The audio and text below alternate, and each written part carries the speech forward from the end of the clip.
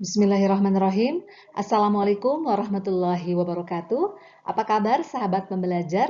Bertemu kembali dengan kelas Fisika Bu Berlian. Pada kesempatan kali ini kita akan coba membahas soal-soal yang berkaitan dengan kinematika gerak lurus. Sebuah benda dikatakan bergerak terhadap benda lain apabila. Nah, di sini adalah definisi tentang gerak ya.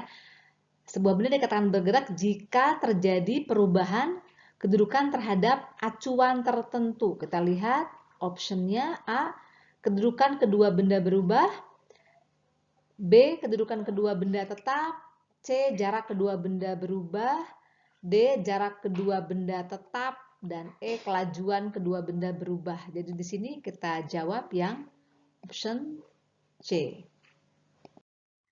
Baik, kita bahas soal nomor 2. Panjang lintasan yang ditempuh oleh suatu benda dalam selang waktu tertentu disebut titik-titik. Yang pertama kita lihat optionnya adalah perpindahan. Apa sih itu perpindahan? Perpindahan disimbolkan dengan S ya. Dengan S vektor, dia adalah besaran vektor, satuannya adalah meter.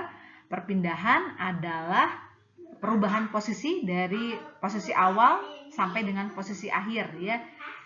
Kalau besar dari perpindahannya adalah lintasan terdekat antara posisi awal dan posisi akhirnya. Jarak adalah panjang lintasan tempuh sebenarnya. Jarak itu disimbolkan dengan S, panjang lintasan tempuh.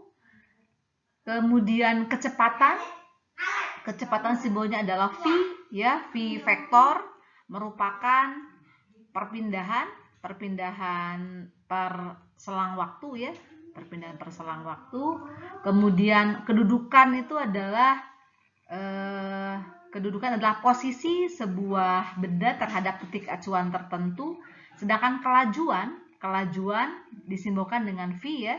V itu adalah panjang lintasan tempuh, jadi jarak per selang waktu tertentu ya. Jadi berdasarkan pernyataan di atas, maka jawabannya adalah yang option D, kelajuan. Sebuah mobil yang sedang bergerak dinyatakan dengan grafik. Mobil melakukan gerak lurus beraturan. Grafik tersebut yang benar adalah gambar titik-titik. Kita perhatikan yang diminta adalah grafik mengenai gerak lurus beraturan. Kita perhatikan untuk nomor 1, kita perhatikan ya, di sini ada kecepatan terhadap waktu. Kita lihat pada waktu yang berbeda, kecepatan ternyata berbeda. Dan di sini kita lihat kecepatan itu bertambah besar ya nilainya. Sehingga yang seperti ini bukan gerak lurus beraturan, karena ciri dari gerak lurus beraturan adalah kecepatan yang konstan. Oke, nomor 2 kita perhatikan. Kita lihat pada T berapapun ternyata kecepatannya berada pada nilai yang sama, sehingga dipastikan nomor 2 adalah GLB atau gerak lurus beraturan.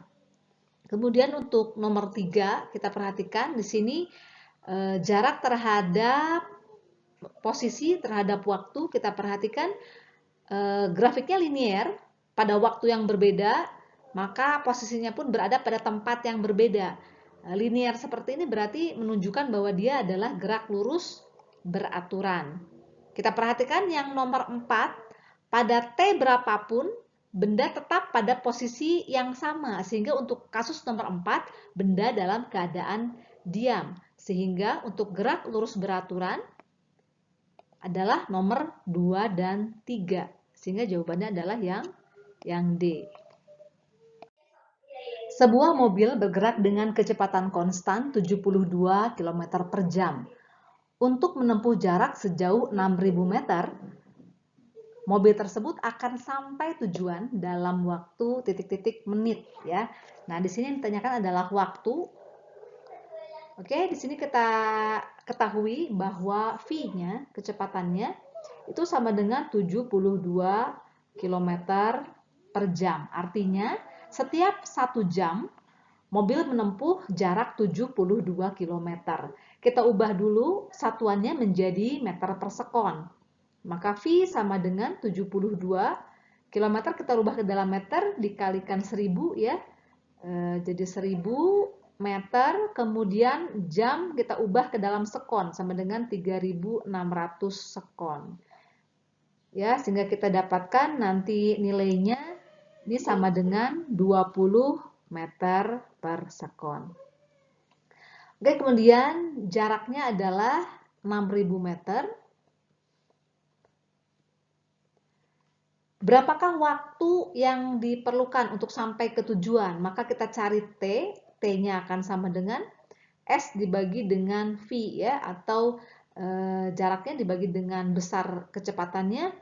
Ini sama dengan 6.000 meter dibagi dengan 20 meter per sekon ya. Sehingga kita dapatkan nanti nilainya ini akan sama dengan T sama dengan 300 sekon. Nah, yang diminta adalah dalam satuan menit ya, sehingga kita ubah sekon ke dalam menit. Kita tahu bahwa 1 sekon itu sama dengan 1/60 menit. Sehingga kita bagi saja dengan 60 ya, di sini sekon per menit ya. Di 1 sekon itu sama dengan 1/60 menit. Di sini sama dengan kita dapatkan nilainya 5 menit, sehingga jawabannya adalah yang option D. Sebuah sepeda motor dengan kecepatan 100 km per jam mengejar sebuah mobil di depannya yang melaju dengan kecepatan 80 km per jam. Jika jarak keduanya 5 km, waktu yang diperlukan sepeda motor untuk mendahului mobil adalah titik-titik. Ya, kita gambarkan terlebih dahulu. Kita gambarkan ada motor, kemudian kita gambarkan seperti ini, V-nya ke arah sana, V motor itu adalah 100 km per jam. Apa ini artinya? Artinya adalah setiap 1 jam motor menempuh jarak 100 km. Kemudian di sini kita perhatikan mengejar sebuah mobil di depannya. Jadi ada mobil di depannya ya, yang melaju dengan kecepatan V mobil sama dengan 80 km per jam. Apa artinya? Setiap 1 jam mobil menempuh jarak 80 km. Sehingga bisa kita ambil kesimpulan bahwa setiap 1 jam motor mendekati mobil sejauh 20 km ya. Jadi bisa kita ambil kesimpulan setiap 1 jam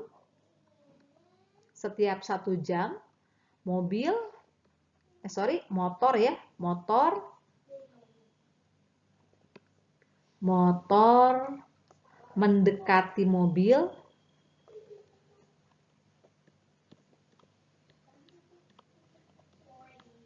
sejauh berapa? Sejauh 20 km. Oke, di sini motor dan mobil terpisah dengan jarak ya, dari sini ke sini itu adalah 5 km ya. Yang ditanya adalah waktu yang diperlukan untuk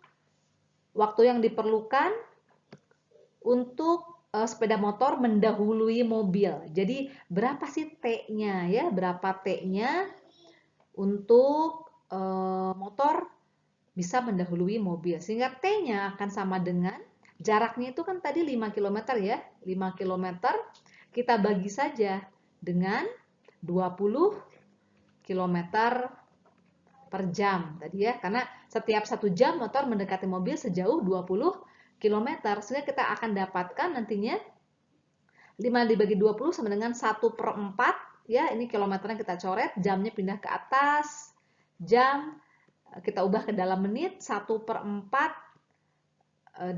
dikali dengan 60 menit ya, karena 1 jam itu sama dengan 60 menit, sehingga jawabannya adalah 15 menit.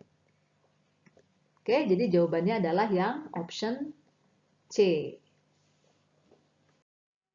Demikian pembahasan kita kali ini, semoga bermanfaat. Assalamualaikum warahmatullahi wabarakatuh.